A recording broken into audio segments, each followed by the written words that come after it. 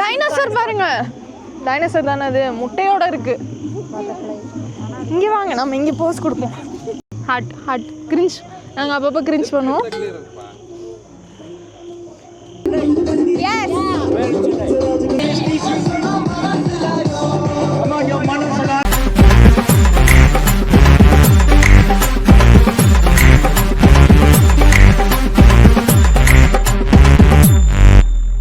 Okay guys, எங்களுக்கு ஏன் இவ்வளோ பயங்கரமாக மூச்சாங்கன்னு பார்த்தீங்கன்னா, இப்போ தான் கேம்ப் ஃபயர் அங்கே டான்ஸ்லாம் ஆடிட்டு அரவிந்த் கூட ஆடினார். நீங்கள் பாருங்க, எல்லாரும் மறக்காம அவன் ஆடினதுக்காக லைக் போட்டுருங்க. வாழ்க்கையில் முதல் தடவை ஆடி இருக்கான், அதுக்காக லைக் போட்டுருங்க ப்ளீஸ். மனசிலாயோ பாட்டுக்கு பயங்கரமாக ப்ராக்டிஸ் பண்ணிட்டு. ஆமாம், ப்ராக்டிஸ் மேக்ஸ் அ மேன் பர்ஃபெக்ட்ன்றதுக்கு அரவிந்த் ஒரு எக்ஸாம்பிளாக இருப்பாங்கல்ல. ஓகே, ஓவராலாக இது பார்த்தீங்கன்னா Skyra entertainment park. Night time தான் நாங்கள் வந்தோம். ஆமாம், சூப்பராக இருக்குது. லைட்டிங் தான் மெயினாக, ஃபோட்டோஸ் எடுக்கணுன்றதுக்காக தான் நீங்கள் மெயினாக வரலாம். ஆமாம், ஃபோட்டோஸ் செம்மையாக இருக்குது.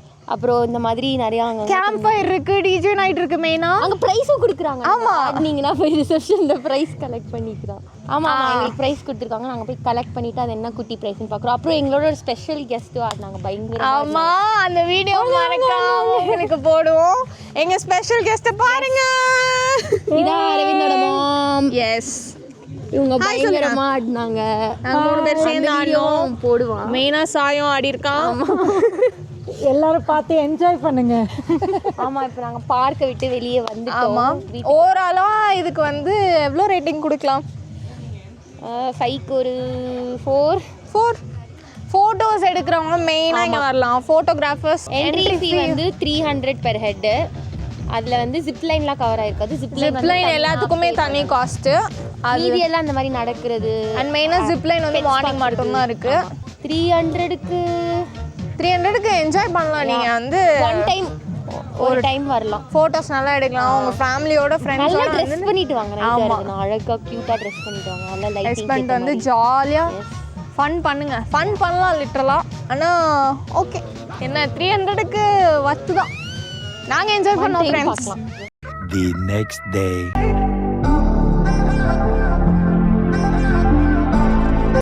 ஹலோ கைஸ், இப்போ நம்ம one of the best view point தான் வந்திருக்கோம் ஏலகிரியில்.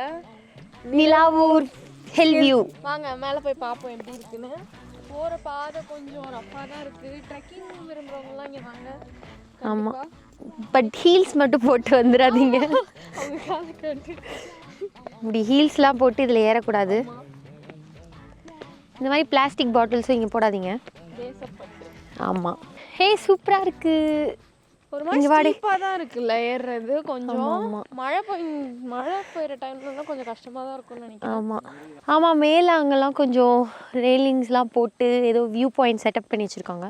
ஃபோட்டோஸ்லாம் எடுக்கிறதுக்கு அழகாக ட்ரெஸ் பண்ணிட்டு வந்துருங்க. இதை நம்ம மறக்காம எல்லா வீடியோ. எஸ், ஏன்னா நாங்கள் அதுக்கு தான் வந்திருக்கோம். இங்கெல்லாம் கொஞ்சம் சேஃபாக ஏறுங்க. ஆமாம், கொஞ்சம் கம்பிலாம் இல்லை, பார்த்து தான் ஏற வேண்டியது இருக்குது. 10 அடி தான் எடுத்து வச்சுருக்கோம். இங்கே பாருங்க, அங்கேயிருந்து இங்கே தான் வந்திருக்கோம். செம ஸ்டீப்பாக இருக்குது.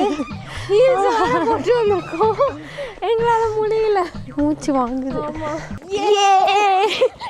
ஃபைனலாக வந்துட்டோம் மேலே. நிலவூர் வியூ பாயிண்ட்டுக்கு வந்தாச்சு. ஆனால் இன்னும் கொஞ்சம் மேலே ஏற வேண்டியது இருக்குது. இங்கேருந்தே வியூ செம்மையாக இருக்குது. ஆமாம், அப்படியே சுற்றி பார்த்தா சூப்பராக இருக்குது. ஃபைனலி வியூ பாயிண்ட்டுக்கு வந்தாச்சு. ஆனால் வாட் இவ்வளோ தூரம் கஷ்டப்பட்டு ஏறி வந்தது. ஆக்சுவலி குட்டி தான்.